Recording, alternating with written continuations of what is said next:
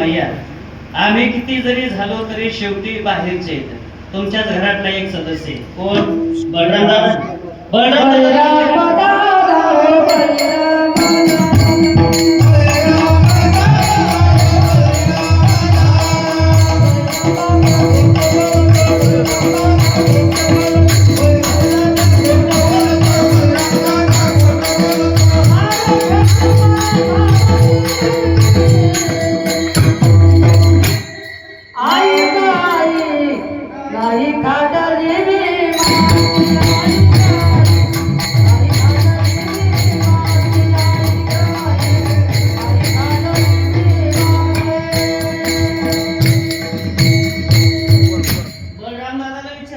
किती जरी झालं तरी आम्ही बाहेरचे येत. तुमचाच घरातला एक सदस्य बळराम दादा. बळराम दादाकडे मैयाने तोंड केलं. दादा हल्ली माती याने बळराम दादाने होकार दिला. हो मैया, लबाडे हा खोटं बोलतो. माती खाल्ली याने. माती खाल्ली म्हटल्याच्या नंतर मग मात्र राहवलं नाही. कान धरला. तुझा मोठा भाऊ सांगतो. भगवान परमात्मा म्हटले ते तर सांगणारच म्हटले. सांगणारच म्हटले. ते अगोदर माझ्याकडूनच होतच, पण आता त्याने सुद्धा पक्ष बदललाय. कधीपासून? जिल्हा परिषद झाली ना आता. जिल्हा परिषद पासून ते बदलले म्हटले. आता नाही नाही मी पाहिली माती. मैया माती खाणं तर लांब, माती पाहिली सुद्धा नाही. सदृशी बाबा म्हणायचे खोटं बोलायचं तर एवढं रेटून बोलावं लागतं. एवढं लोकांना पडतं. नाहीतर खरं हे असू द्या आणि मिळमिळ बोलू द्या. लोक म्हणतात काय नाही असंच बोलताय ते. विठाला नाही नाही मी पाहिली माती. काही केले भगवान परमात्मा कबूल होत नाही. अशा वेळेला गोपाळ म्हटले मैया हातच्या काकणाला आरसा कशाला? याच माती खाल्ली का नाही आकर म्हणून बघ याच्या तोंडामध्ये माती खाल्ली का नाही. लगेच सोक्ष लागत हो. मैया जवळ गेली आणि सांगितलं का ना का नाही दादा कृष्णा माती खाल्ली नाही भाऊ? तू नाही खाल्ली. मग आकर बरं. आ केल्याच्या नंतर यशोदा माता मुख कमलामध्ये त्या तोंडामध्ये पाहतात तर भुवने त्या पोटे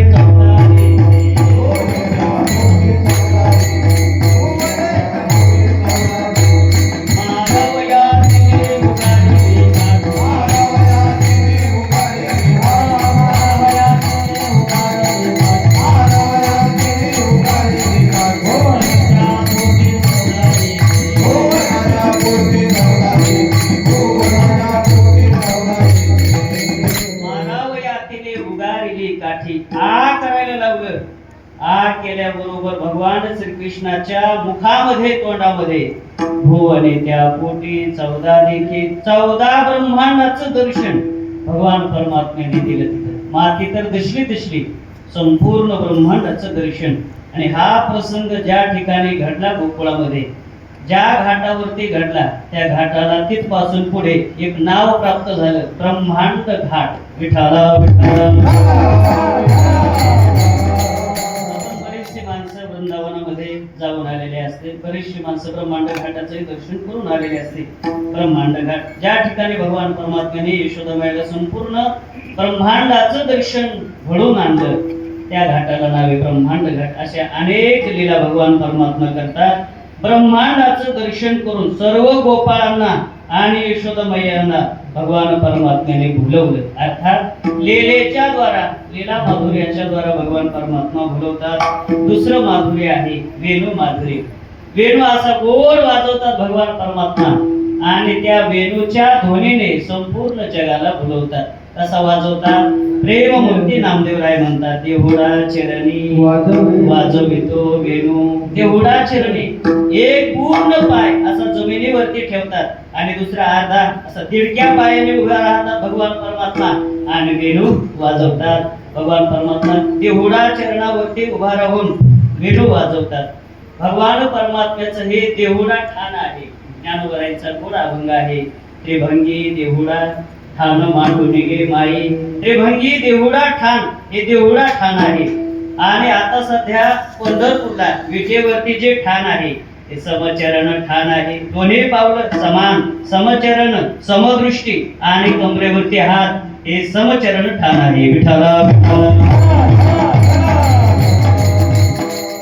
परमात्मा दिडक्या पावलाने देहुडा देवडा चरणी वाजवितो वेणू. अशा दीडक्या पावलाने भगवान परमात्मा का उभा राहतात? साधू संतांनी त्याचा भाव काढत असताना सांगितलं, एक पूर्ण पाय असा जमिनीवरती आणि दुसरा असा अर्धा का, तर हे दोघा जणा करता 2 पावलं येतं. भक्ता करता पूर्ण पाऊल जमिनीवरती भगवान परमात्मा टाकतात. भक्ताला सांगतात, घाबरू नका, मी आलेलो आहे आता. तुम्हाला घाबरण्याचं कारण नाही, म्हणून पूर्ण पाय हा अभय प्रदान करतो आणि अर्धा पाय हा दुष्टासाठी, दुष्टाचं निर्दलन करण्यासाठी, कारण त्यांना मारायचंय. पूर्ण पाऊल जर टाकला तर कधी उचलायचा, कधी पळायचा, म्हणून अगोदरच सावध झालेले आहेत भगवान परमात्मा.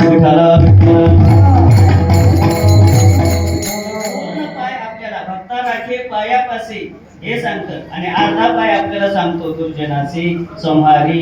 अशा पद्धतीने दीडक्या पावलाने देवडा चरणी वाजवितो वेणू. आणि वेणू ध्वनी एकदा केला रे केला भगवान परमात्म्याने, त्या वेणू ध्वनीचा परिणाम नाथ महाराज म्हणतात संपूर्ण जगाला भुलवण्याचं सामर्थ्य त्या वेणू ध्वनीमध्ये आहे. भुलविले वेणुनादे वेणुनादे वेणुनादे गोविंदे भुलविले. संपूर्ण त्रैलोक्याला भुलवतात वेणुनादाच्या द्वारा भगवान परमात्मा. विठ्ठला विठ्ठल. संत वीर भानुदास महाराज आपल्या गवळणीमध्ये वर्णन करत असताना म्हणतात, वृंदावनामध्ये वेणू ध्वनी मला ऐकायला येतो. वृंदावनी वेणू कवनाचा माई वाचे. वृंदावनामध्ये कोणीतरी वेणू वाजवते. कोण वाजवत असेल काही लक्षात येणं, फार विचार केला. मग मी चिंतन करायला बसलो आणि चिंतन केल्याच्या नंतर मग भानुदास महाराज म्हटले, माझ्या लक्षात आलं, मज पाहता भासती यादव राजे. मी विचार केल्याच्या नंतर, चिंतन केल्याच्या नंतर माझ्या लक्षात आलं, एवढा गोड पावा, एवढी गोड बासरी मुरली कोणी वाजू शकत नाही जगामध्ये, फक्त एकच वाजू शकतो, भगवान श्रीकृष्ण. विठ्ठला. त्या वेणुध्वनीचा परिणाम भानुदास महाराजांनी वर्णन करत असताना केलेलं आहे. गायी व्याघ्रे की ठाई झाली, पक्षी कुळे निवांत राहिली, वैरभाव समूळ विसरली. वैरभाव समूळ विसरली, वैरभाव नष्ट झालं. खरं म्हणजे गायी आणि वाघ एकत्रित कधी येत नसतात. वाघाचं गायीचं कधी जमत नाही. आजपर्यंत इतिहासामध्ये गाय आणि वाघ एकत्रित आले नाही. सध्या येत नाही तर पुढे येणार नाही. पण वेणुध्वनीचा परिणाम असा झाला, वैरभाव समूळ विसरली. अंतःकरणातलं वैर सर्व नष्ट झालं आणि सर्वजण प्राणी एकमेकाच्या खांद्यावरती खांदा टाकून, गायीने वाघाच्या खांद्यावरती मान टाकले, वाघाने गायीच्या खांद्यावरती मान टाकली आणि एकमेकाच्या अंतःकरणातलं वैर संपून गेलं. वेणुध्वनीचा परिणाम आहे हा. वैरभाव समूळ विसरली. मला वाटतंय आपण बाकीचं फार परमार्थ करू की न करू माहिती नाही आम्हाला, पण वैरभाव जरी आमचा गेला तरी पुष्कळ झालं, आमच्या जीवनाचं सार्थक झालं. आमच्या जीवनामध्ये कोणाविषयीच वैर पाहिजे नाही. निर्वैर सर्व भूतेषु असं जीवन पाहिजे. विठ्ठला. आज आमच्या जीवनामध्ये सगळ्या गोष्टी भरपूर आहेत, पण त्या भरपूर गोष्टी बरोबर वैरही तसंच आहे आमच्या मनामध्ये. संधीच बघून काही काही माणसं संधी कधी मिळते काटाच काढतात. वैर भाव एकमेकाविषयी, याच्याविषयी वैर, त्याच्याविषयी वैर, याच्याविषयी मित्राविषयी, घराविषयी, बाहेरच्या विषयी, भावाविषयी. अरे अरे अरे अरे, एवढ्या लोकांच्या संबंधाने वैर भरलेले अंतःकरणामध्ये. पण महाराज म्हणतात, हे वैर पुढच्याला जेवढं दुःखकारक आहे त्याच्यापेक्षा स्वतःच्या संबंधाने सुद्धा तेवढंच दुःखकारक आहे. म्हणून वैर भाव तरी कमीत कमी नष्ट झालं पाहिजे. वैर भाव समूळ विसरली. वैरत्व गेलं पाहिजे. आपल्या अंतःकरणामध्ये कोणाविषयी वैर पाहिजे नाही. आणि वैराने काय होतं? काय होत नाही, सगळे दुरावतात. आणि एकदा दुरावा निर्माण झाला रे झाला की माणसाचा जय कधी होत नसतो, पराजय ठरलेला आहे. रामायणातला गोड प्रसंग आहे आणि मला वाटतंय आपल्या या सगळ्या मराठवाड्यामध्ये भावार्थ रामायणाचं चिंतन करणारी मंडळी आहे. रामायणामध्ये गोड प्रसंग आहे, जेव्हा शेवटचा प्रसंग राम आणि रावण युद्ध, तुंबळ युद्ध लागलं गुरुरे बाबा म्हणायचे. आणि मग त्या युद्धामध्ये प्रभू रामचंद्राने शेवटचा निर्वाणीचा बाण काढला आणि रावणावरती सोडला. रावणावरती सोडल्याच्या नंतर रावणाला तो बाण लागला. रावण रक्ताच्या थारोळ्यामध्ये खाली रणांगणावरती पडला. पडल्याच्या नंतर प्रभू रामचंद्र तिथे आले आणि सांगितलं, रावणा हरवलं का नाही? हरवलं का नाही म्हटल्याशी तर रावण म्हणला प्रभू माझाच विजय झाला असता 100% सांगतो. अरे मग हारला का सांगतो म्हटले माझाच विजय झाला असता. माझ्यामध्ये एवढं सामर्थ्य संपूर्ण त्रैलोक्यातल्या देवावरती सत्ता गाजवण्याचं सामर्थ्य माझ्यामध्ये, सगळे देवबंदी खाण्यामध्ये घातलेले एवढा समर्थ मी, माझाच विजय झाला असता. तुझाच विजय झाला असता तर मग हारला का? रावणाने हारण्याचं कारण सांगितलं. रावण म्हणला प्रभू मी जिंकलो असतो पण मी हारलो का सांगू? माझ्या भावाने माझी संगती सोडली. तुम्ही का जिंकलात? अयोध्येचं राज्य सोडून लखनजी तुमच्या बरोबर आले म्हणून तुमचा विजय, माझा पराजय झाला. विठ्ठला विठ्ठला. आपल्या जवळची माणसं जेव्हा लांब होतात तेव्हा केवढाही जरी सम्राट असला पराजय ठरलेला आहे. म्हणून बाहेरच्याला सांभाळा नका सांभाळू, जवळचे तर सांभाळा अगोदर. विठ्ठला पहिल्या काळामध्ये घराला नाव दिले जायचं. अमुक अमुक व्यक्तीचं घर, ओ गोकुळासारखं घर. गोकुळासारखं घर म्हणजे त्या घरामध्ये कोणाचंच एकमेकाविषयी वैर राहिलेलं नाही. अगदी प्रेमाने राहतात ते कुटुंब, अगदी गोड सख्यत्वानी मित्रत्वानी सगळे हसून खेळून तुम्ही आम्ही खेळी खेळी गदारोळी आनंदे असं ते घर. म्हणून त्या नाव त्या घराला नाव देत असताना काय द्यायचे? गोकुळासारखं घर म्हणायचे. पण आज मला वाटतंय आजच्या परिस्थितीमध्ये असे गोकुळासारखे घर फार कमी झाले. तर आता सगळे लंकेसारखेच घर वाढले. विठ्ठला अशा लंकेसारखी घर आम्हाला अपेक्षित नाहीत. आमचं गोकुळासारखं घर झालं पाहिजे. याच्याकरता वैर भाव समूळ विसरले, आमचं वैर नष्ट झालं पाहिजे.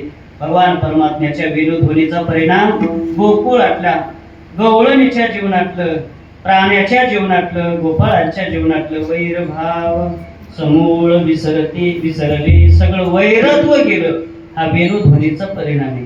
त्याला शास्त्रामध्ये नाद ब्रह्म म्हणतात. नाद ब्रह्म हा संगीतातला प्रकार असतो. संगीतामधून चालीच्या बाबतीमध्ये या मंडळीने जर सूर काढला आणि तो सूर जर अंतःकरणामध्ये जर प्रविष्ट झाला, अंतःकरणाचा जर ठाव घेतला तर माणूस देह भान विसरतो. एवढं सामर्थ्य या सुरामध्ये आहे. तुझ्या मुरलीचा सुरतान मी विसरले, देहभान विवर्जित अवस्था प्राप्त करून देण्याचं सामर्थ्य संगीतामध्ये आहे. विठ्ठला भगवान परमात्मा वेणुध्वनी करायचे, वेणू वाजवायचे आणि त्या वेणूच्या माध्यमातून फुलविले वेणुनादे भुलवायचे जगाला. कधी लीला माधुर्याने भुलवायचे, कधी वेणू माधुर्याने, तर कधी कधी रूप माधुर्याने म्हणजे भगवान परमात्मा असं काही गोडस चांगलं रूप दाखवायचे की ते रूप पाहिल्याच्या नंतर गवळणी बोलायच्या. एक कोणीतरी भाग्यवान गवळण मथुरेच्या बाजाराला निघाली. दही दूध तुकडोनी घेऊन दुडीवरी दुडी गवळणी साथी निघाली. मथुरेच्या बाजाराला दही दूध तुकडोनी घेऊन निघाली खरी, पण निघत असताना मध्यंतरी भगवान परमात्म्याला तिने पाहिलं. ते रूप पाहिल्याच्या नंतर ते जीवनामध्ये भुलल्या गेली. मथुरेच्या बाजाराला गेली खरी, जाऊन म्हणायला पाहिजे होतं दही घ्या दही, दूध घ्या दूध, पण म्हणण्याच्या ऐवजी विकेता गोड.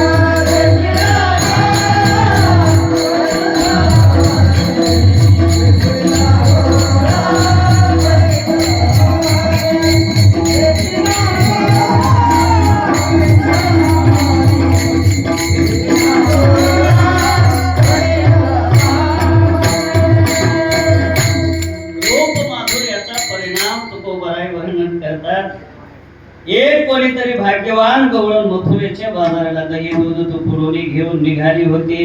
मध्यंतरी भगवान परमात्म्याला पाहिल्याच्या नंतर त्या रूपाला पाहून ती भुलली. पण किती जणी भुलल्या? जास्त नाही. कोणी एक भुलली नारी तुकोबराय म्हणतात. एकच भुलली फक्त. सगळ्या का नाही भुलल्यावर तुकोबराय? सगळ्या भुलत नसतात.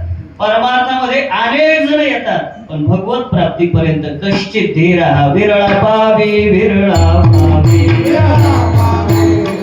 हरे हरे विरळा पावे विरळा पावे अवघड गोवे शेवटीचे अवघड गोवे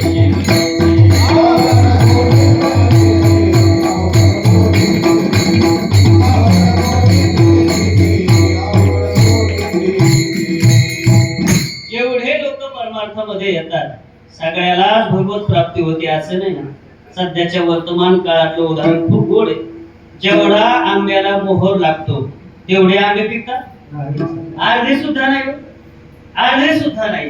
अशाच पद्धतीने प्रत्येक क्षेत्रामध्ये हजारो लोक प्रवेश करतात, पण पदापर्यंत प्राप्तीच्या पदापर्यंत कष्ट धीर हा एखादा जातो फक्त. म्हणून भगवान परमात्मा म्हणतात मनुष्यानां सहस्रेषु हजारातून एखादाच फक्त तिथपर्यंत जातो. बाकीचे मात्र तिथपर्यंत जाऊ शकत नाही. तिथपर्यंत जाण्याकरता फार सामर्थ्य लागतं. म्हणून सगळ्या भुलल्या नाही. कोणी एक भुलले नारी भुलली. भुलल्याच्या नंतर मग तिने म्हणायला पाहिजे होतं दही घ्या दही, दूध घ्या दूध, पण विकेता गोरस घ्या म्हणे हरी. गोरस विकायला गेली, दही विकायला गेली, दूध विकायला गेली, पण हरी घ्या म्हणू लागली. गोविंद घ्या कोणी, दामोदर घ्या गे. गोविंद घ्या, दामोदर घ्या, केशव घ्या, माधव घ्या, हरी घ्या, गोपाळ घ्या. सगळ्याला घ्या घ्या म्हणू लागले देवाला, पण दही घ्या दूध घ्या म्हणत नव्हत्या. असा परिणाम त्यांच्या जीवनामध्ये का झाला? अभंगाचं दुसऱ्या शरण भले भले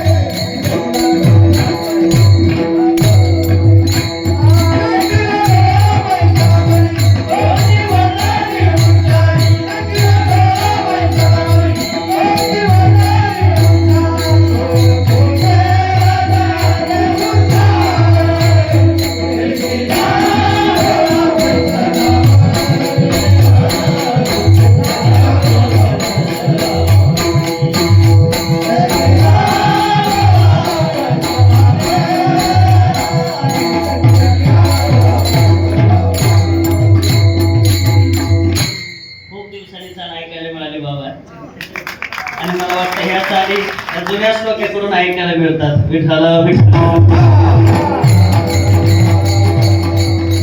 का तिच्या जीवनामध्ये असा परिणाम झाला? तुकोबराय म्हणतात तिने याला पाहिलं होतं. याला म्हणजे भगवान श्रीकृष्णाला पाहिलं होतं. ते केला डोळा आणि त्याला पाहिल्यामुळे ते रूप मनामध्ये बसलं.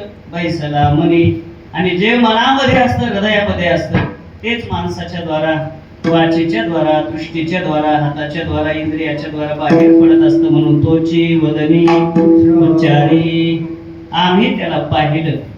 गवळणी म्हणतात देखीला डोळा आम्ही त्याला पाहिलं.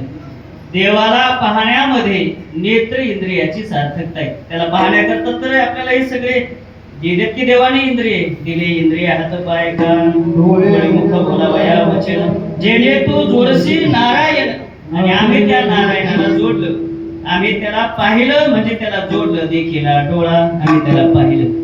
भगवान परमात्म्याला पाहण्याकरता इंद्रियाचा निग्रह करावा लागतो. निग्रह केल्याशिवाय त्याला पाहता येत नाही. म्हणून बाबा सांगायचे, आपण ज्या इंद्रियाचा निग्रह करू त्या इंद्रियामध्ये एक प्रकारचं तेज निर्माण होत असतं. वाणी इंद्रियाचा जर निग्रह केला तर वाणीचा निग्रह करता करता बरेचसे दिवस तपश्चर्या केली आणि मग नंतर त्या व्यक्तीला, त्या महात्म्याला वाचा सिद्धी प्राप्त होते. वाचा सिद्धी प्राप्त झाल्यानंतर असा महात्मा एखाद्याला सहजरित्याही म्हटला चांगलं होईल तुझं, होऊन जातं. वाचा सिद्धीचा परिणाम वाचा सिद्धी झालेली आहे. म्हणून वाचा सिद्धी ज्याला प्राप्त आहे असे महात्मे आपल्याला सहज जरी म्हटले तुझं कल्याण होईल, कल्याण झाल्याशिवाय राहत नाही.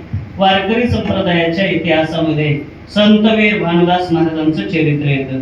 पंढरपूरची वारी करायची म्हणतात भानुदास महाराज, आणि मग एका घरामध्ये प्रतिवारीला त्या तिथेला भानुदास महाराजांचा मुक्काम असायचा. योगायोगाने ज्यांच्या घरी मुक्कामाला थांबायचे त्यांच्या घरामध्ये संपत्ती एवढी होती, प्रचंड संतती नव्हती. खेद होता, दुःख होतं जीवनामध्ये. म्हणून कधी कधी त्या घरातली लक्ष्मी स्वतःच्या मालकाला म्हणायची, महाराज अहो एवढे मोठे संतवीर भानुदास महाराज आपल्या घरामध्ये मुक्कामाला थांबतात, एक दिवस तरी त्यांना तक्रार सांगा संतती नाही म्हणून, आपल्याला आशीर्वाद देतील, होईल संतती. पण ग्रहस्थाने कधी सांगितलं नाही. जाऊ दे म्हटले, आपण आपलं प्रारब्ध बघू. महात्म्याची सेवा करत असताना सकाम भावनेने करायची नाही, निष्काम भावनेने, काही मागायचं नाही. करता करता करता अनेक दिवस झाले, पण शेवटी किती जरी झालं तरी संसारिक जीवन असतं. एके दिवशी मुक्कामाला थांबले भानुदास महाराज आणि वाट लावायच्या वेळेला जाता जाता घर मालकाने थोडी खंत व्यक्त केली. म्हटले, महाराज देवाने सगळं काही दिलं हो. थांबले. भानुदास महाराजांनी लगेच शब्द उच्चार केला, होईल म्हटले ते, काही चिंता करू नको. दुसऱ्या वारीला भानुदास महाराज जात आहेत मुक्कामाला तर लेकरू पाण्यात खेळत आहेत. विठाला विठाला प्राप्त झालेली आहे. वाचा सिद्धी पावाल अज्ञापक व्हाल. वाचा सिद्धी एकदा प्राप्त झालेली झाली, तो महात्मा सहजरीतीने एखादे शब्द जरी बोलला आपल्याला, तो शब्द खरा ठरतो. वारकरी संप्रदायात असे अनेक उदाहरण आहेत, लाखांनी उदाहरण आहेत, सांगून वेळ घेत नाही. त्याला वाचा सिद्धी म्हणतात. ज्या इंद्रियाचा निग्रह केला त्याच्यामध्ये तेज निर्माण होतं. नेत्र इंद्रियाचा, डोळ्याचा निग्रह केला, डोळ्याने जर काही बघत राहिलं नाही, आपण केवळ भगवान परमात्म्याची मूर्ती साधना करत जर राहिलो, डोळ्यामध्ये एक प्रकारचं तेज निर्माण होत असतं निग्रह केल्याच्या नंतर. महाभारती इतिहासामध्ये, महाभारतामध्ये छोटासा प्रसंग येतो गांधारी मातेचा. जेव्हा महाभारती युद्धामध्ये कौरव आणि पांडव या युद्धामध्ये कौरव सैन्य एक एक एक एक करता संपू लागलं. अशा वेळेला दुर्योधनाला चिंता होऊ लागली, असं जर सर्व सैन्य नष्ट झालं तर काय करायचं. म्हणून स्वतःला वज्रदेवी होण्याचा उपाय धर्मराजाकडे जातात आणि विचारतात, दादा वज्रदेवी व्हायचंय, काय केलं पाहिजे. युधिष्ठिरजीने सांगितलं, धर्मराजाने सांगितलं, सुयोधना घरामध्येच उपाय आहे. काय उपाय. मातेकडे जा, गांधारी मातेकडे. गांधारी मातेकडे गेल्याच्या नंतर तुला वज्रदेव होता येईल. गांधारी मातेकडे आला, स्वतःच्या आईकडे दुर्योधन, आणि सांगितलं, माते मला वज्रदेव व्हायचंय. गांधारी मातेने सांगितलं, वज्रदेव होता येईल, पण जसं सांगितलं तसं तुला यावं लागेल माझ्याकडे. काय करावं लागेल. काय नाही, अंगावरती कोणत्याही प्रकारचं वस्त्र ठेवायचं नाही. विवस्त्र नग्न अवस्थेमध्ये जर तू माझ्या समोर आला आणि मी तुला नख शिखांत जर निहाळलं, पायाच्या अंगठ्यापासून तर शेंडीपर्यंत जर निहाळलं, तर तू पूर्ण देहाने वज्रदेव होशील. ठीक आहे म्हटलं, येतो. गेला बाजूला, विवस्त्र कपडे वगैरे काढले आणि नग्न अवस्थेमध्ये येऊ लागला गांधारी मातेकडे. सर्वांना कथा भाग माहिती. मध्यंतरी भगवान परमात्मा आड आले आणि सांगितलं, एवढा मोठा झालास, आईकडे चाललास नग्न अवस्थेमध्ये, लाज वाटत नाही. गुप्त अंग तरी झाक कमीत कमी. मध्यंतरी प्रतिबंध आला आणि खरंच त्याला लाज वाटली. अगोदर संकोच वाटला नव्हता. कोणत्याही गोष्टीमध्ये माणसाला दुसऱ्याने सांगितल्याच्या नंतर प्रतिबंध निर्माण होतात. म्हणून आपल्या वाटचालीमध्ये आपण निर्णय घेतलाय ना, दुसऱ्याचं फारसं ऐकायचं नसतं. जे व्हायचं ते होईल आपल्या निर्णयाने. माणसं बरेच मध्यंतरी पुन्हा दुसऱ्याचं ऐकतात. दुर्योधनाने ऐकलं, गुप्त अंग झाकले, गांधारी मातेच्या समोर गेला. समोर गेल्याच्या नंतर सांगितलं, आलो म्हटलं मी. गांधारी मातेने पुन्हा शब्द प्रयोग केला, जसं सांगितलं तसं आलास बाळा, खोटं बोलला. हा म्हटला. हा म्हटल्याच्या तर डोळ्यावरची पट्टी काढली, नख शिखांत निहाळा दुर्योधन आणि गांधारी मातेने सांगितलं, बाळा पूर्ण देहाने वज्रदेव असेल, पण जेवढं फक्त अंग झाकलेले कच्चा रासी तेवढी संधी भीमदादाने पाहिली, गदेचा प्रहार केला आणि नष्ट केलं. विठाला गांधारी मातेच्या नेत्रामध्ये एखाद्या हाडा मांसाच्या देहाला वज्रदेही बनवण्याचं सामर्थ्य का आलं? इंद्रियाचा निग्रह केल्यामुळे. जेव्हा गांधारी मातेचा विवाह संपन्न झाला, लग्न लागल्याच्या नंतर गांधारी मातेला कळालं की माझा ज्यांच्या बरोबर विवाह झाला ते धृतराष्ट्र दोन्ही डोळ्यांनी आंधळे, जग पाहू शकत नाही. माझा नवरा जग पाहू शकत नाही तर मला बी अधिकार नाही. आपल्या डोळ्यावरती पट्टी बांधली. कोणी म्हणेल मग गांधारी मातेला अगोदर कसं कळालं नाहीये? तेव्हा अशी व्यवस्था नव्हती. कशी? पाहण्याची व्यवस्था नव्हती. पूर्वीच्या काळामध्ये लग्न झाल्याच्या नंतर ज्याच्या बरोबर लग्न झालं त्याचा परिचय व्हायचा, अगोदर नाही. माझ्या काळामध्ये थोडी परिस्थिती बदलली. मुलं मुली पाहायला निघाले, मुलाने मुलीकडे जायचं ते पाहण्याकरता. पण आता सध्याच्या काळामध्ये थोडी प्रगती आणखी झाली. आता मुलालाही जायची गरज नाही, मुलाने जागेवर राहायचं. आपलं खाईचं बैसोनी मुलाने जायचंच नाही. आता त्याच पाहण्याकरता येतात आणि त्यांना जर आवडला मुलगा तर येस, नाहीतर मग नो. आपलं भजन करीत बसायचं मग नंतर विठाला किती काळ बदलेल काही सांगता येत नाही. प्रचंड बदलण्याच्या बाबतीमध्ये काळामध्ये वेग आहे महाराज. पाहता पाहता पाहता एवढा प्रचंड रूपाने संसार बदलतोय, जग बदलतंय. कल्पनाही करू शकत नाही आपण किती झपाट्याने जग बदलायला. म्हणून आज घडलेली घटना एका मिनिटाच्या नंतर कित्येक तरी त्या गोष्टीमध्ये बदल होऊ लागले. मिनिटावरती बदल होऊ लागलेला आता एवढा झपाट्याने प्रचंड वेग आहे बदलाला. म्हणून गांधारी मातेच्या नेत्रामध्ये सामर्थ्य येण्याचं कारण नेत्र इंद्रियाचा निग्रह. ज्या इंद्रियाचा आपण निग्रह करू त्या इंद्रियामध्ये एक प्रकारचं तेज निर्माण होत असतं आणि निग्रह केल्याच्या नंतरच त्याला पाहता येतं. आम्ही निग्रह केला आणि त्याला पाहिलं. आम्ही देखिला डोळा, आम्ही त्याला पाहिलं. गवळणी म्हणतात आम्ही त्याला पाहिलं, डोळे भरून पाहिलं. देवाला पाहिलं पाहिजे. ज्ञानोबरायची गोड होते. ज्ञानोबराय म्हणतात देवाला पाहण्याच्या अगोदर देवाची पूजा करा, शृंगार घाला देवाला, वेगवेगळ्या प्रकारचे धूप दीप अगरबत्ती सगळा देवाला व्यवस्थित फुलं वगैरे व्हायचे, अलंकार घालायचे, कपडे घालायचे, भोग लावायचा आणि नंतर मग देवाला डोळे भरून पाहायचं. पूजोनी देव पाहिजे. अगोदर देवाची पूजा करायची आणि नंतर डोळे भरून त्या मूर्तीकडे पाहायचं. काही माणसाची पूजा पाहण्यासारखी असते बाबा.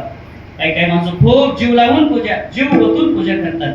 काही घरामध्ये आम्ही जातो तर एवढं देवघर सुंदर अशा प्रकारचं सजवलेलं असतं आणि काही घरामध्ये गेल्याच्या नंतर असं वाटतं हे देवघर आहे का स्मशानभूमी आहे म्हणून. असंही कधी असतं.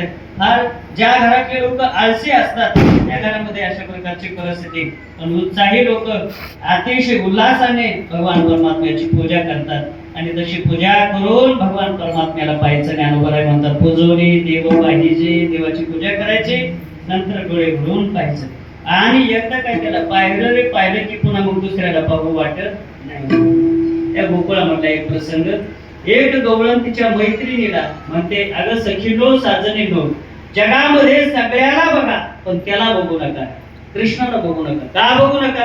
कारण त्याला पाहिल्याच्या नंतर पुन्हा दुसऱ्याला कोणालाच पाहू वाटत नाही. म्हणून त्याला कधी पाहायचं नाही. कारण आपल्याला बऱ्याच जणांना पाहायचंय ना, सगळं जग पाहायचंय आपल्याला, म्हणून देवाला कधी पाहायचं नाही. लक्षात ठेवा. त्याला पाहिल्याच्या नंतर कोणा जगाला पाहू वाटत नाही. ती गवळण म्हणते आम्ही त्याला पाहिलं, आम्ही भाग्यवान आहोत. देखिला डोळा आणि त्याला पाहिल्याबरोबर ते रूप आमच्या मनामध्ये बसलं. पैसला म्हणी पाहिल्या वेधलावी, पैसे जीवी जडोनी, असं त्याचं रूप असल्यामुळे आमच्या मनामध्ये ते रूप बसलं. आणि जे मनामध्ये असतं तोचे वदनी उच्चारी, तेच आमच्या मुखातून आता बाहेर पडू लागलं. आम्ही गोविंद घ्या दामोदर घ्या का म्हणू लागलो? कारण ते रूप आमच्या मनामध्ये आहे आणि जे मनामध्ये असतं तेच वाचेच्या द्वारा बाहेर प्रगट होत असतं. म्हणून बोलण्यावरून माणसाची परीक्षा होते. माणसं कशी बोलतात याच्यावरून त्याची योग्यता काय आहे त्या बोलण्यावरून कळतं. विठाला माणसाचा एवढा विचित्र स्वभाव महाराज. बोलायचंय काय ते नंतर नंतर प्रारंभ करतात. अगोदर शिवी देतात, शिवीने सुरुवात. आता ते सांगितलं असतं, पण ही गादी तशी नाहीये ते सांगण्याची, तिथं मर्यादा आहे, तिथे काहीतरी अगोदर शिवी आणि नंतर काय बोलायचं तर बोलायचं. काही काही माणसाला सवय लागलेली असते आणि हा अनुभव प्रकर्षाने खेड्यापाड्यामध्ये जास्त पाहायला सापडतो. बोलण्यावरून आपली योग्यता कळत असते. गवळणी सतत भगवान परमात्म्याचं नामचिंतन करायच्या, याचा अर्थ गवळणी या फार मोठ्या भगवत भक्त होत्या. अशा पद्धतीने असल्यामुळे तोची वदनी उच्चारी भगवान परमात्म्याचं नामचिंतन करायला लागले.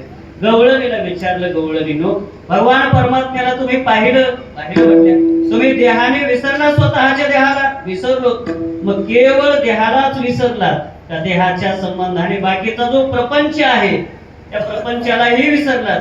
तुकोबराय म्हणतात, त्या गवळणी म्हणायला लागल्या, आम्ही देहालाच नाही संपूर्ण प्रपंचाचाही आम्हाला विसर पडला. अभंगाचं तिसरं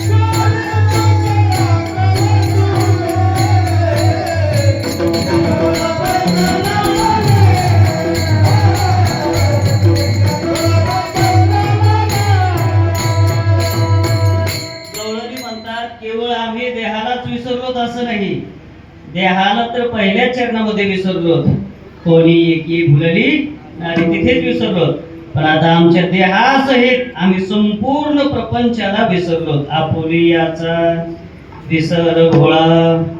संतोष आलेच वाटतं, कुठेतरी बसलेत मागे. आपा जागा आहे पुढे, पुढे विठ्ठल विठ्ठल या की या ना. लोक काय बघतात, कपडे भारी घातले म्हणून जरा लांब लांब येत वाटतं.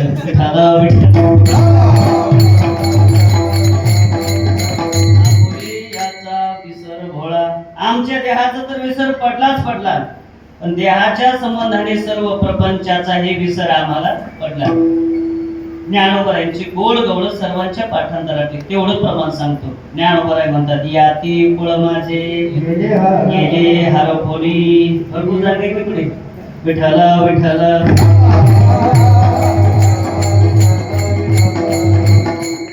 आमच्या कुळाचा जातीचा सर्वांचा आम्हाला काय झाला, विसर पडला. याती कुळ माझे गेले हरभोनी. आता फक्त श्रीरंगा वाचोनी आनंदी. आता एक भगवान परमात्मा, दुसरं नो कोय. भगवान परमात्मा एकटा, फक्त एक भगवान परमात्मा सोडला तर आता कोणाचाही आम्हाला आठव राहिलेला नाही. आपुली याचा विसर, आमचाही विसर पडला आणि आमच्या कुटुंबाचा, प्रपंचाचा, गावाचा, देशाचा,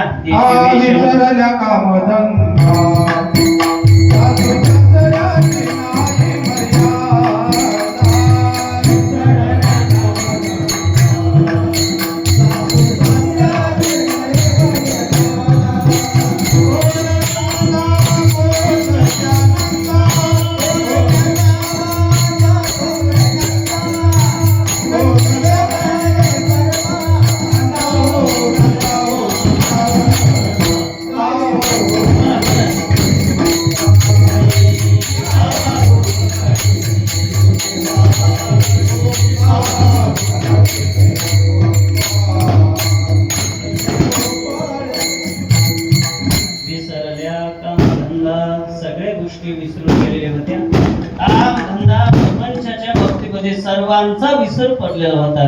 म्हणून आपुलियाचा विसर भोळा आपला विसर.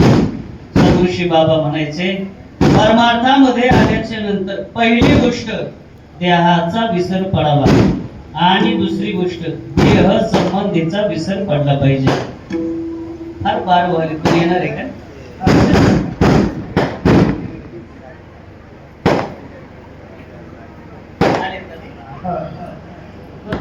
आणि दुसरी गोष्ट देहाच्या संबंधाचा विसर पडला पाहिजे. दोन्ही महत्वाचे. पुरोरे बाबा म्हणायचे परमार्थामध्ये आल्याच्या नंतर तरी कमीत कमी देहाचा विसर पडला पाहिजे माणसाला. देहाचा विसर आपल्या भक्त मंडळीला देहाचा विसर पडलेला होता ना. आपले सगळे साधू संत देहाला विसरलेले होते. म्हणून भक्ताचं वर्णन करत असताना लक्षणच केलं की भक्त ऐसे जाना देही उदास उदास उदास असतात आपल्या देहावरती. देहाची आसक्ती ठेवत नाही. तुकाराम महाराजांचं गोड चरित्र आहे. तुकाराम महाराज देहाला विसरलेले होते. अवतार कोटीतील सिद्ध महात्मे देहाला विसरते. यात नवल नाही असो ऐसा कोठे आठवचे नाही देहीच विदेही भोगदशा. पण अलीकडच्या काळामध्ये जे काही संत मंडळी होऊन गेले ते सुद्धा आपल्या देहाला विसरलेले होते. आपल्या मराठवाड्याचं वैभव परभणी जिल्ह्याची एक गरिमा मोतीराम महाराज फळा संस्थान. मोतीराम महाराजांना आपल्या देहाची खबर नसायची. फार मोठी जखम झाली होती तरी महाराजांचं त्या दुःखाकडे त्या जखमीकडे लक्ष नव्हतं. फार मोठे महात्मे होऊन गेले. मला वाटतं मोतीराम महाराजांना कोणी पाहिले नाही पाहिले. तसं शिवाजीराव महाराजांना गुरुरे बाबांना तर आपण सर्वांनी जवळून पाहिलेलं नाही. या मंडळीने जवळून अनुभवलेले. गुरुरे बाबांच्या जीवनातले जे अनेक प्रसंग आहेत, छोटासा प्रसंग सांगतो. पाथरीला जात असताना आम्ही मध्यंतरी ढालेगावला मुक्काम पडला. ढालेगावला मुक्कामाला राहत असताना गोदावरीच्या काठेवरती गीता भुवन नावाची धर्मशाळा आहे. तुम्ही पाथरीला जात असताना बघा त्या गीता भुवन धर्मशाळेमध्ये एका खोलीमध्ये आम्ही तिथे थांबलो. रामपुरीवरून डब्बा वगैरे घेतला. संध्याकाळचे जेवण झाले. उन्हाळ्याचे दिवस आणि नेमकं झोपायच्या वेळेला लाईट गेली. गोरोडे बाबा उघडे झोपायचे. आपल्याला माहिती मठामध्ये राहत असताना धोत्रावरती उघडे, झोपत असताना धोत्रावरती उघडे झोपायचे. आणि मग ती लाईट गेल्याच्या नंतर फॅन बंद पडला आणि उन्हाळ्याचे दिवस गोदावरी मैयाचा काठ आणि मच्छराचा सुळसुळाट, प्रचंड मच्छर. झोपच येईना आम्हाला. आता झोप येईल नंतर झोप येईल. लाईटची वाट बघितली, लाईटही आली नाही आणि झोपही आली नाही. शेजारीच पडले नव्हतं बाबांच्या. आम्हाला पडल्या आम्ही मच्छर मारू बेजार. आम्हाला थोडं भरल्यासारखा आवाज येऊ लागला. म्हणजे हे खरंच झोपलेत का भरायला लागलेत वर नुसतं काय माहिती, जरा खात्री करून घेऊ. मग ती बॅटरी वगैरे छोटीशी त्यावेळेस आमचे काळ म्हणजे 15-20 वर्षाच्या पूर्वीचा. आम्ही ती बॅटरी त्याच्या अंगावरती चमकली. प्रकाश पडला. पाहिलं तर जेवढं उघडं अंग होतं तेवढं सुद्धा जागा नव्हती. सगळे मच्छर बसलेले. आणि महात्मे मस्त बोलतात. आम्हाला एक मच्छर झोप येऊ द्याय नाही. पूज्यश्री डोंगरेजी महाराजांच्या चरित्रामध्ये गोड वर्णन आहे. डोंगरेजी महाराजांच्या अंगावरती जर मच्छर बसलेलं त्यांनी पाहिलं तरी ते त्याला मारित नव्हते. रक्त पिऊ द्यायचे, त्याला पोटभर पिऊ द्यायचे आणि नंतर अशी हवा घालून त्याला उठवायची. मला वाटतं आपण वाटच बघून येतो. बसतंय कधी त्याचा काटा कधी. किती मच्छर मारले आपण. अहो मच्छर कशाला, चांगले जनावर मारायला आपण घाबरायला तर मच्छर काय आपल्याकडे. एक काळ 15-20 वर्षाच्या पूर्वीचा असा होता. एकाही फाट्यावरती लटकेलेले दिसत आठवतंय ना. एक काळ असा होता 15-20 वर्षाच्या पूर्वी फाट्यावरती असे लटकेलेले दिसत होते टांगलेले. आज एक तरी फाटा रिकामा आहे का? सगळे फाटे भेटलेत का नाही? आणि हे कोणाचे दुकान आहेत? त्यांच्या नाहीत, आपल्या हिंदू धर्मातल्या लोकांचे आहेत की. म्हणून मी नेहमी सांगत असतो आजपर्यंत हिंदू धर्माचा इतिहास जेवढा आपल्या लोकांनी नाचवला तेवढा कोणीच नाही नाचवला. विठाला काय स्वाभिमान आहे आपल्याला सांगा ना. नुसते इकडे हुर्रे तिकडे हुर्रे, याचा विजय त्याचा विजय कुठपर्यंत करायचा? जेवणामध्ये काही परिवर्तन आहे का नाही? काहीतरी कित्येक तरी दुकान आपले लागलेले आहेत. आपल्या धंद्यामध्ये धंदा करण्याकरता, पैसा कमवण्याकरता खूप काम आहेत ना, धंदे येतात. बसल्या जागेवर माणूस आज करोडपती होऊ शकतो. थोडं डोकं चालावं लागतं फक्त. आपल्याकरता हे धंदे नाहीत ना. आपण कोण आहेत, कोणाचे अवलादी आहेत, कोणाची खानदान आहेत, कोणती रुबाबदार माणसं आहोत आपण, आणि आपण असे खाटकाचे धंदे करायचे काय? विठाला गंमत बघा ना किती. त्याच्यावरती त्या फेसबुक वरती व्हॉट्सअप वरती जाहिरात करतात. यावाच लागतं. कशाला? माय घालायला तिथं यावंच लागतंय. कशाला? तिथे यावं लागतंय. चांगल्या कामासाठी नाही यावं लागत इकडे. मला स्वाभिमान वाटतोय रामनगरकरांचा. एवढ्या तरुण पोराच्या हातामध्ये गळ्यामध्ये विना दिसतोय, आनंदाची गोष्ट आहे.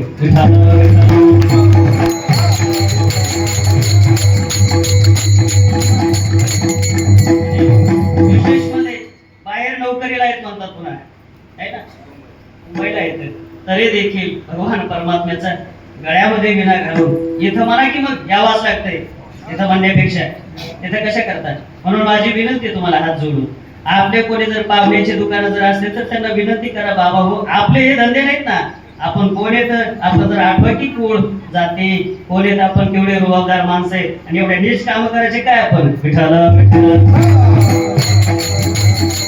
सुधारलं पाहिजे.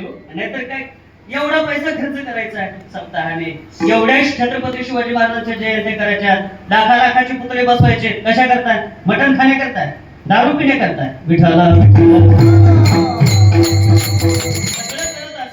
कुठेतरी आम्हाला परंपरा सांभाळली पाहिजे. आणि दुर्दैवाची गोष्ट, कित्येक तरी छत्रपती शिवाजी महाराजांच्या पुतळ्याच्या जवळ टांगलेले तो, याच्यापेक्षा दुर्दैव काय अजून सांगा. त्या कालखंडामध्ये छत्रपती शिवाजी महाराजांनी त्यांच्या देखता आदिलशहाच्या नगरीमध्ये एक रस्त्यावरती गाय कापली होती. छत्रपती शिवाजी महाराजांनी कापणाराचा हातच कापला होता. हे छत्रपती शिवाजी महाराज आहेत. कुठे गेले आज छत्रपती शिवाजी महाराज सांगा, विठाला. आपण त्यांचे म्हणून घेणारे जर असो आणि आपण जर खरंच जर हिंदू असो खानदानी, या गोष्टी आपल्याकडून घडल्या नाही पाहिजे, अजिबात घडल्या नाही पाहिजे. आणि हा संदेश फक्त आपणच देऊ शकतो जगाला, आपण दिला पाहिजे. म्हणून आपण अशी काहीतरी क्रांती केली पाहिजे, हे थांबलं पाहिजे कुठंतरी आणि आपल्या नियमाप्रमाणे पद्धतीप्रमाणे आपलं जीवन जगलं पाहिजे कुठेतरी. सांगत याच्याकरता होतो, श्रेष्ठ माणसं एक मच्छर मारू शकत नाहीत. त्यांच्या तुलनेत आपला विचार करा की आपण कित्येक जणांची काठी काढली, जीव घेतले खाण्याकरता. काय ते दिलं काय देवाने आपल्याला, कित्येक तरी पदार्थ दिलेत ना खाण्याकरता. आणि एवढं देवाने खाण्याकरता दिलंय आपल्याला, जगामध्ये तेवढं कोणालाच दिलं नाही. प्रत्येक प्राण्याचा विचार करा, त्याला विशिष्ट एखादा पदार्थ दिलेला आहे. माणसाला किती किती दिले, एवढं स्वातंत्र्य दिलंय माणसाला खाण्याकरता, तरी त्या मुक्या जनावरांचा काटा कडून लोक खात. कमाल वाटते, आश्चर्य वाटतंय. पण तो काही आपला आहार नाही काय नाही. म्हणून माझी पुन्हा पुन्हा विनंती आहे, एखाद्या वेळेस एखाद्याला शुद्ध टोच केलंय आणि टोचण्याकरता बोलतो, हे लक्षात ठेवा, टोचले पाहिजे, एवढे टोचले पाहिजे की आपला खानदानीपणा, आपलं रक्त असं चळचळ केलं पाहिजे, कोणी मी वाटलं पाहिजे स्वतः थोडं विठाला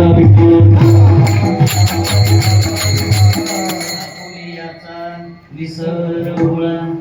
गवळणीला विचारलं, सगळ्याला विसरला हो, सगळ्याला विसर. नामचिंतनाला विसरला नाही, नाही नामचिंतन कसं विसरलाय. गोविंद कळा कौतुके, नामचिंतन आम्ही करणार जीवनामध्ये. आणि अशा पद्धतीने गवळणी मथुरेच्या बाजारला गेल्या, डोक्यावरती दही दूध तुकडोनी म्हणू लागल्या, गोविंद घ्या, दामोदर घ्या. हे शब्द लोकांनी ऐकले आणि लोकांची प्रतिक्रिया उमटली. अभंगाच्या शेवटच्या चरणात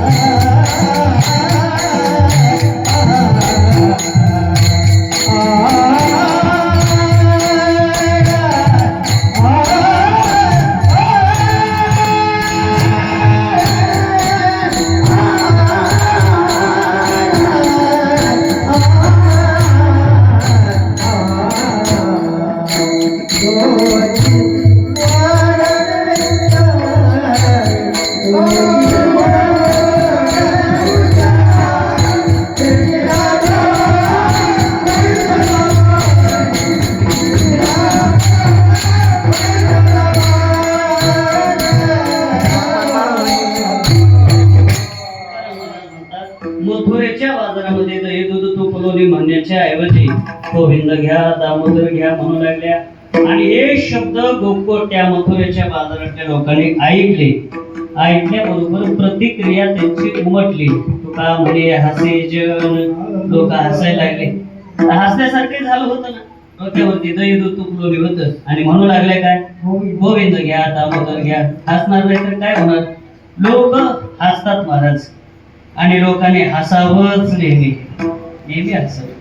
साधा प्रश्न करतो, आपल्याकडे बघून लोकांनी हसावं का रडावं? तुम्ही अगोदरच हसले. अहो, हसलंच पाहिजे ना. आपल्याकडे बघून जर एखादा रडू लागलं तर आपण किती खाली आलोत, आपण उपेक्षित ठरलोत ना. आपल्याकडे बघून लोकांनी हसत राहिलं पाहिजे, नेहमी हसलं पाहिजे. मग आनंदाने हसो, नाव ठेवायचं म्हणून हसो, आपल्याला वेड म्हणून हसो, आपण काही म्हणून हसो, उपेक्षाने हसो. लोकांनी आपल्याकडे बघून हसावं काहीतरी. ज्या अर्थी आपल्याकडून पाहून ते हसतंय, याचा अर्थ माझं जीवन त्याला आनंद देतंय. त्याच्यापेक्षा जीवनाची सार्थकता कोणती म्हणून आपल्याकडे बघून हसलं पाहिजे. तुका म्हणे हसे जन, गवळणीला हसत होते. महिलांचं जीवन तर फार विचित्र. महिलांनी भक्ती करणं म्हणजे त्या काळामध्ये अवघड. गवळणीचा काळ सोडा, आपल्या वारकरी संप्रदायामध्ये महिला भक्त असणाऱ्या मीराबाई महाराज, मीराबाई जेव्हा भगवान श्रीकृष्णाच्या भक्तीमध्ये तल्लीन राहायच्या, गळ्यामध्ये विणा, हातात चिपळ्या, पायामध्ये घुंगरू, चाळ बांधायच्या आणि भगवान श्रीकृष्णाच्या छंदामध्ये नाचत राहायच्या. असे नाचणाऱ्या मीराबाईला पाहिल्यानंतर लोक म्हणायचे, लोक कही मीरा हो गई बावरी, वेडी झाली मीरा, भजनामध्ये नाचते. दुसरीकडे नाचणाऱ्याला वेड म्हणत नाहीत, भजनात नाचणाऱ्या लोक वेड म्हणतात. हा तर वेड्याचा धंदा आहे सगळ्यात मोठा. विठ्ठला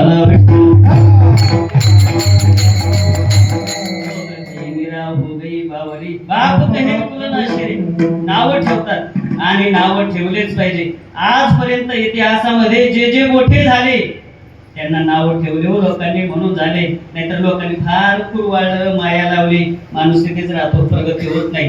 नाव ठेवले पाहिजे ना. तुका म्हणे हसे जन, नाव ठेवत असताना, हसत असताना नाही का न ते ठाई आपण त्यांच्याकडे लक्ष द्यायचं नाही. आपलं जे लक्ष आहे, आपल्याला जिथे जायचंय तेथपर्यंत जाईपर्यंत लोकांकडे लक्ष द्यायचं नाही. नाही का न ते ठाई गवळणीने हेच केलं जीवनामध्ये देखील. डोळा बैसला म्हणी, तोची बदली उच्चारी विठोबा.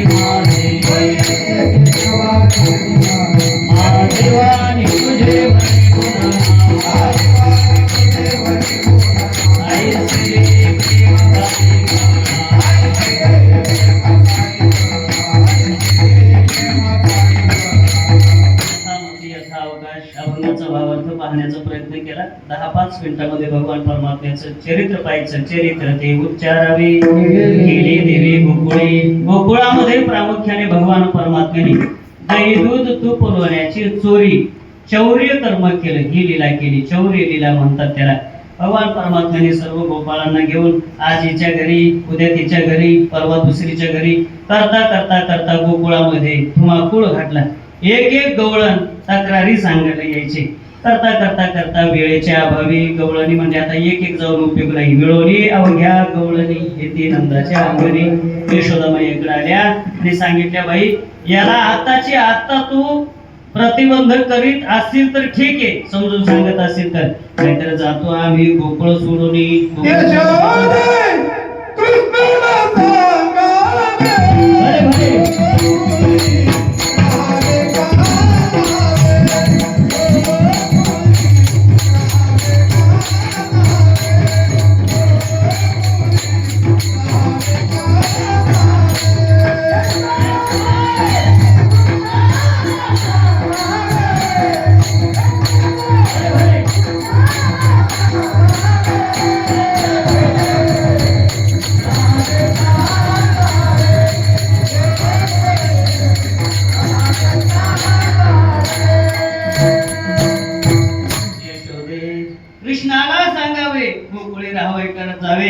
याला तर एक समजून सांग, नाहीतर मग आम्ही जातो, आम्ही गोकुळ सोडून.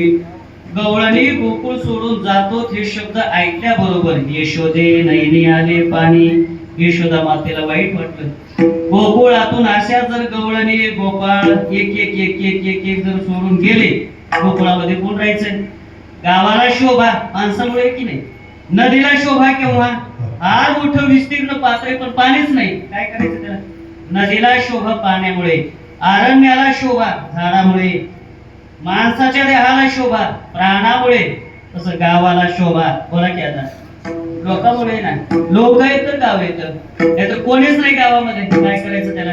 नाशिक जिल्ह्यामध्ये एक गाव आहे बाबा, त्या गावामध्ये माणसं बाहेर जात जात जात नोकरीच्या दृष्टीने, नोकरीच्या उद्देशाने एक एक एक एक माणूस जात जात जात आता गावातले सगळे गेले, फक्त गावामध्ये मारुती राहिल्या, हनुमंतराय गावामध्ये. त्यांना तर जाता येत नाही, आपण प्राणप्रतिष्ठा केली त्यांची, त्यांना कसं जात आहे?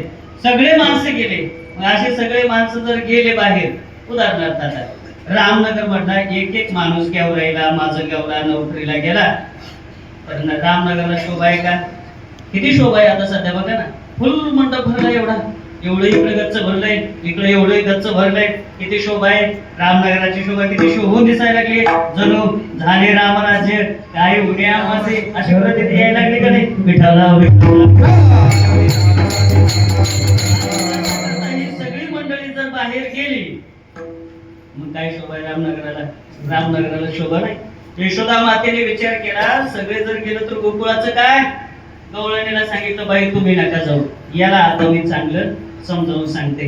भगवान श्रीकृष्ण जवळ गेल्या आणि सांगितलं, माखन की चोरी छोड श्याम रे मै समजावू तोय, मै समजावू तोय श्याम रे मै समजावू तोय, माखन की चोरी छोड श्याम रे मै समजावू तोय. हे लाला क्षमा करा, माखन की चोरी छोड. माखन चोरणं दैरू तुकडोनी चोरणं सोडून दे. का सोडून देऊ भैया? बडो घरानो नंद बाबा को असे हमारी होय. आपण मोठ्याच्या घरचे आहेत ना, आणि मग मोठ्याचे घरचे असून लोक म्हणते मोठ्याचं पोरग पण चोट्ट निघालो, असे हमारी होय. लोक असेल ना आपल्याला, म्हणून माखन की चोरी छोड श्याम रे समजून सांगते बाळा, माखन चोरणं सोडून दे. बरं, दुसरी गोष्ट, आपल्या घरी कमी कशाची नाही ना. 9 लाख धेनु नंद बाबा को नित्यंत माखन होय. 9 लाख गाया आणि त्याही धेनु येतात, नित्यनूतन माखन होत. म्हणून माखन की चोरी छोड श्याम रे मै समजावू. या या पुढे, माखन की चोरी छोड श्याम रे मै समजावू. माखन की चोरी छोड श्याम रे मै समजावू. हो हो, माखन की चोरी छोड, सोडून दे. तरी भगवान परमात्मा सोडत नाही. भगवान श्रीकृष्ण म्हणतात, मैया आपण मोठ्याच्या घरचे, मला माहिती नाही का आपल्या घरामध्ये दही दूध तुपरोणी भरपूर आहे, हे देखील मला माहिती आहे. मग मैया म्हणते, तरी देखील तू बाहेरचं का खातो? भगवान परमात्मा म्हणते, खरं सांगू, बाहेरच्या पदार्थामध्ये जी टेस्ट आहे ती घरी लागत नाही. असंच असतंय, प्रामाणिकपणाने सांगायचं. घरचे भजे चांगले लागते तो हॉटेल मधले, हॉटेल मधून हॉटेल मधून भजे खाऊन आलं की जिव्हाळ्यासाठी येतंय, घरचे नाही. ते म्हणताय घरी येऊन लक्ष्मीला सांगताय अशी टेस्ट पाहिजे भाज्यात. हॉटेलच्या भाज्यामध्ये टेस्ट लागते, घरच्या लागत नाही. आणि लागावी कशी कशी लागेल? कारण घरातली लक्ष्मी लवकर उठलेली असते, आंघोळ केलेली असते, ताजं पाणी भरलेलं असतं, ताजं तेल असतं, पीठ साहित्य सर्व चांगलं असतं. हॉटेल मधलं काय असतं याच्यापैकी? पाण्याचा जर विचार केला तर अनेक ताटाने शाही स्नान केलेलं असतं ते पाण्यामध्ये. आणि तळणाचा जर विचार केला तर ते तेल एवढ्या दिवसात असते, बरेचसे थोरं पाली त्याच्यातून पोहून गेलेले असतात, ते तेल तसं. आणि तळणारा जर बघितला तर उघडा भोग. गुरुवारी बाबा म्हणायचे, अजून त्या तळणारावरती स्लॅब आला नाही, काय माहिती कसं येतं. पात्र्याचं घर वरून, उन्हाळ्याची दिवस असावे, वरून असं प्रचंड ऊन तापलेलं, अशी आग होत ती उन्हाची उष्णता भयंकर, वरून ऊन, खालून भट्टीची उष्णता, आणि उघडा भोग तळायला लागतो. डोक्याला टापर बांधलेले आणि मग असे डोक्यापासून घामाचे डोळे खाली येतात. एखादा भाग्यवान डोळा हातावरून असंच खाली भाज्यामध्ये येतो. मग ती अशी टेस्ट लागते आणि गुरुवारी बाबा म्हणायचे पुन्हा त्या भजे तळणाऱ्याला योगायोगाने सर्दी झालेली असावी. मग मात्र अशी टेस्ट येते त्या भाज्यांना. मला वाटतंय आता बरेच जण भजे खाणार नाही आणि खाऊ नका, घरचे खा की चांगले. विठ्ठला परमात्मा ऐकत नाहीत. अशा वेळेला नंद बाबाजीला बोलवलं.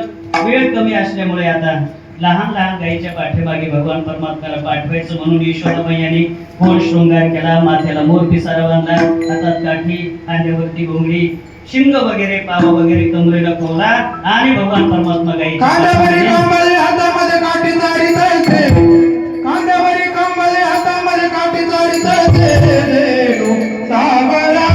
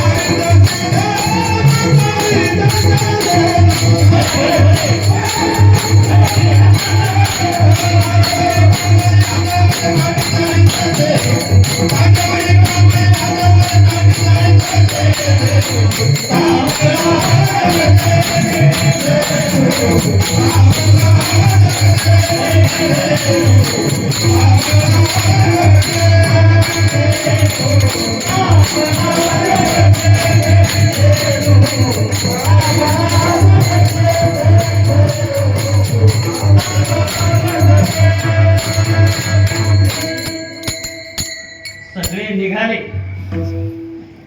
निघाल्याच्या नंतर यमुनेच्या काठावरती गेले. गायी वगैरे पोटभर चालल्या, विश्रांतीला प्राप्त झाल्या गायी. तेवढी संधी गोपाळांनी पाहिली. खेळ खेळायला लागले. कधी हा मामा होतो तो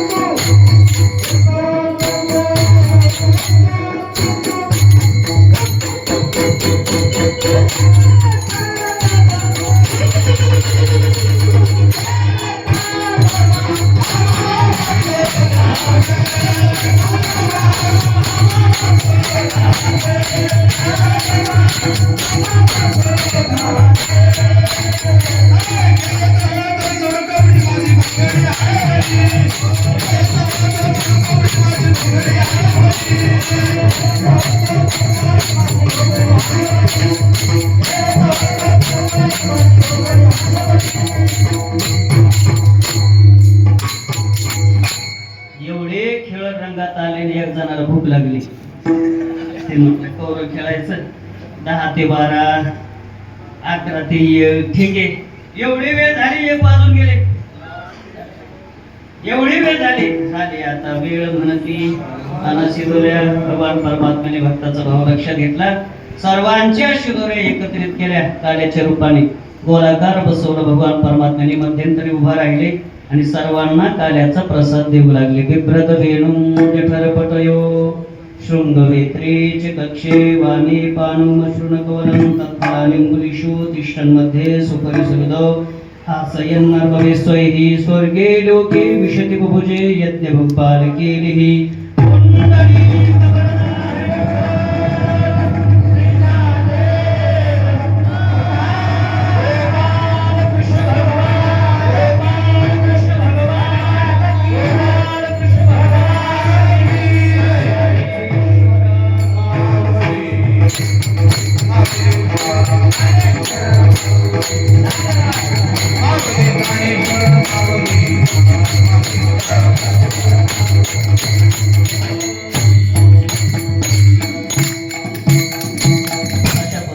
द्वापार युगामध्ये यमुनेच्या काठावरती भगवान परमात्म्याने सर्व गोपाळांच्या बरोबर जो काला केला, त्याच कार्याचं प्रतीक गेली 7 दिवसापासून आपण केलेले अनुष्ठानात्मक साधना, काकडा असेल, विष्णू सहस्रनाम, गाथा, भजन, कथा, हरिपाठ, कीर्तन, जागर, सगळ्या काही गोष्टी असतील, विना पहारा, नामचिंतन, या सगळ्या गोष्टीची आज सांगता आहे.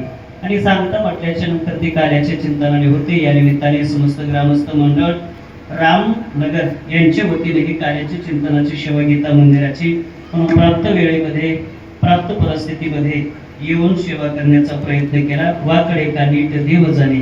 आपण रामनगरकर मंडळी अतिशय भाग्यवान. आणि मला वाटतंय आपण कोणतंही काम करत असताना फार हिरारीने आणि एकत्र येऊन अशा प्रकारचं काम करणारी मंडळी म्हणून पंचक्रोशीमध्ये आपली प्रसिद्धी आहे. मी सांगतो म्हणून नाही, पंचक्रोशीमध्ये कुठेही रामनगरचं नाव निघाल्याचं हो तिथालची माणसं आप्पा एकजुटीत राहते, तो काम करते, गोड कोणतंही मोठं काम सहजरित्याने करतात. म्हणून तर एवढं मोठे काम झाले. फार मोठमोठे गाव येतात, पण सप्ताहाच्या आजच्या कालच्या परिस्थितीमध्ये कीर्तन बंद पडले, व्यवस्थाच नाही, काय करते.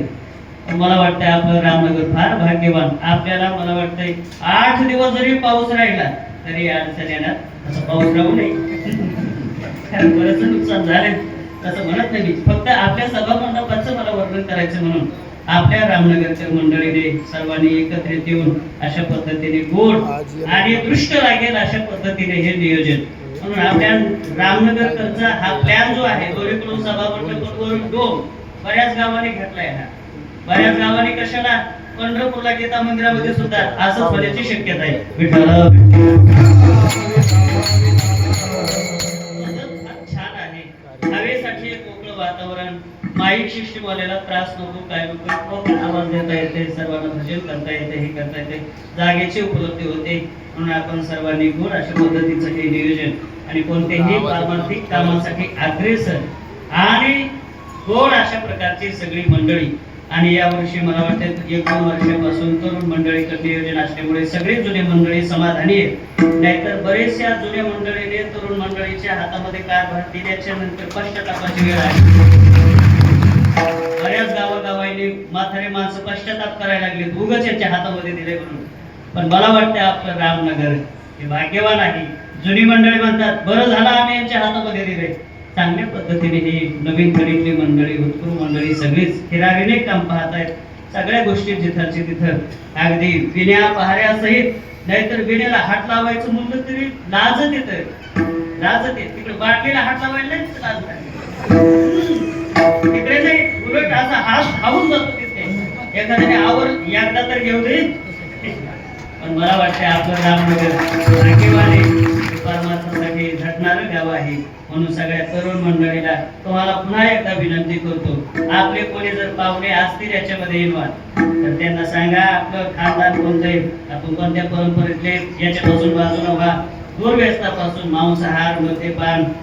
माणसाचं आयुष्य आज आहे, पुढच्या क्षणाला आपण दिसतो त्याला दिसतो माहिती नाही. देवाने आपल्याला माणूस म्हणून घातलंय ना, तेवढं तर आपल्याला जगता आलं पाहिजे. हे तुम्हाला भाव सांगतो जाता जाता. आज योगायोगाने भक्त वरिष्ठ हनुमंतरायाचा प्रागट्य दिन आहे, अवताराचा दिन आहे, दिवस आहे, पवित्र पावन महत्वपूर्ण दिवस आहे. या पृथ्वी तलावरती प्रत्येक देव अवताराला येतो.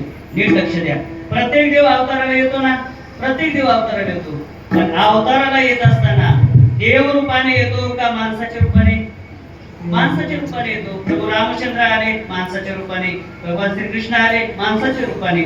माणसाच्या रूपाने काय येतात त्याचं कारण सांगत असताना असं सांगितलं, देव सुद्धा माणसाच्या रूपाने अवतीर्ण होतो. त्याचं कारण असं आहे, माणसालाही कधी कधी वाटावं आपणही देव होऊ शकतो, म्हणून आपणही देव होण्याचा मला वाटतं प्रयत्न करा किंवा नका करू. पण कमीत कमी माणूस तरी आम्ही झालो पाहिजे का नाही? आम्ही माणूस तेव्हाच होऊ जेव्हा जनावरं खायचे सोडून दिले, जेव्हा वेगळं काही पिण्याचं सोडून देतो तेव्हा आम्ही माणूस होऊ. आणि असं माणूस म्हणून आज आम्हाला पहिली गोष्ट जगायचंय. आणि माणूस झाल्याच्या नंतर मग आम्हाला काय जगातलं करायचंय ते आम्ही नंतर करू. पण आज शुभ संकल्प आम्ही हनुमंतरायाच्या दरबारामध्ये चरणावरती हात ठेवून, एक हात त्यांच्या चरणावरती, दुसरा आमच्या हृदयावरती ठेवून आम्ही प्रतिज्ञा करतो की आजपासून तरी आम्ही कमीत कमी माणूस म्हणून जगू. एवढं तर केलं भरपूर झालं, म्हणून असं माणूस म्हणून तरी आपल्याला जगता यावं. एवढाच कार्याच्या चिंतनातून शुभ संदेश देतो. आणि झालेली चिंतनाची सेवा भगवान पंढरीनाथाच्या चरणी, भक्तवरिष्ठ हनुमंतरायाच्या चरणी, विश्वमाऊली ज्ञानोबराय आदी सर्व संतांच्या चरणी प्रातस्मरणीय स्वानंद सुखवासी सुखशीजो महाराज माझ्या वारकरी शिक्षण संस्थेतील सर्व गुरुवारांच्या वैकुंठवासीचा करून बाजीराव बाबांच्या चरणारविंदी सेवा समर्पित करून उपस्थित सर्व भाविक मंडळी, भक्ती माता, ज्येष्ठ श्रेष्ठ सर्व गुरुजन मंडळी, गायनाचार्य, मृदंगाचार्य, कत्रे बाबा आहेत, बापू महाराज आहेत, ताते महाराज आहेत, गौतम महाराज आहेत, नवनाथ महाराज आहेत, आपल्या ज्येष्ठ श्रेष्ठ सगळी मंडळी या ठिकाणी उपस्थित आहात. प्रतिवर्षाप्रमाणे संपन्न होणारा अखंड हरिनाम सप्ताह या वर्षी 13 वर्ष आता पूर्ण झाले. आपल्याला पुढचं वर्ष म्हणजे आपलं 14वं वर्ष आहे. पुढच्या वर्षाचं नियोजन पुढच्या वर्षी सुंदर अशा प्रकारचं गुरुवारी बाबांनी पैठण क्षेत्रामध्ये गीता मंदिराची उभारणी केली. 2007 सालापासून मुक्त अन्नदानाचा संकल्प तिथे राबवला. आणि आपल्या या सगळ्या पंचक्रोशीतीलच नव्हे तर संपूर्ण बीड जिल्हा, परभणी, जालना, छत्रपती संभाजीनगर या 2-4 जिल्ह्यातून संपूर्ण गावातून पंक्तीचं तिथं नियोजन केलं. दररोज दुपारच्या वेळेला पंक्तीचं नियोजन, मुक्त अन्नदान. तेवढ्या वेळेमध्ये जे कोणी वारकरी येते त्यांना पूर्ण जेवण. आणि योगायोगाने मला वाटतं आपल्या रामनगरच्या बऱ्याचशा पंक्ती येतात, कमी होण्याच्या ऐवजी वाढल्या. मला वाटतंय टाकरवंतर मंडळी इथं बरेच येतात, टाकरवन पेक्षा सुद्धा नाहीतर तेवढ्या असतील, जास्त असतील किंवा तेवढ्या असतील, पण तेवढ्या तरी आहेत. पण मला वाटतं रामनगरने टाकरवनची बरोबरी करावी. याच्यामध्ये मोठं कोण ठरेल? रामनगर ठरेल की आम्ही एवढे कमी असून तुमची बरोबरी केली.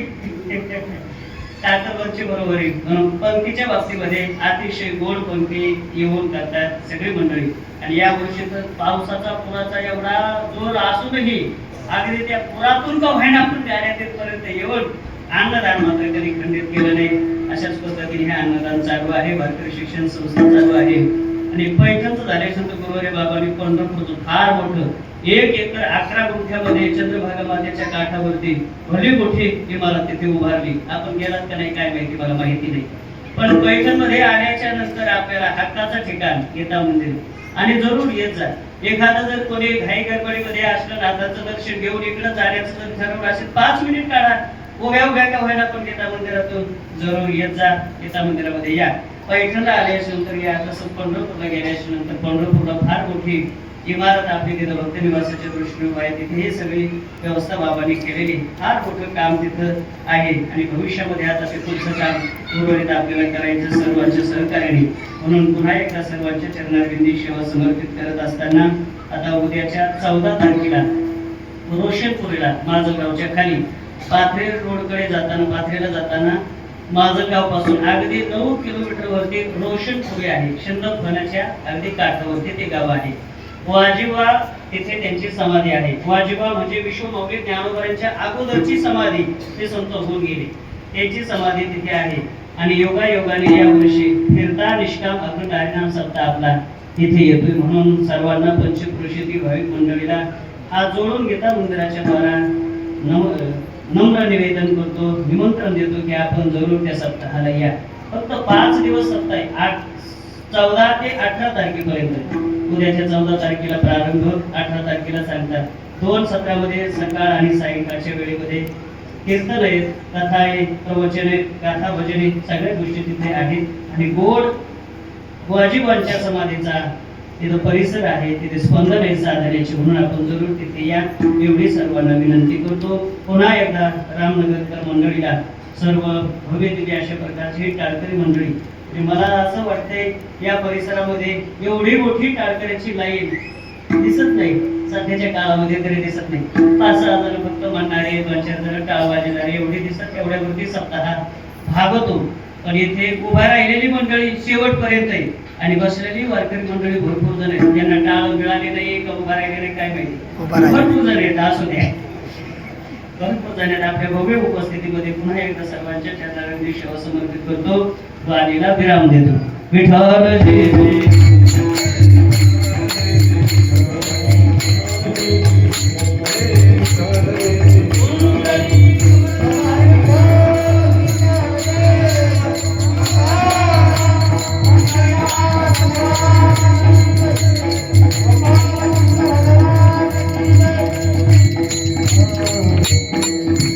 केला गेले दुरी हो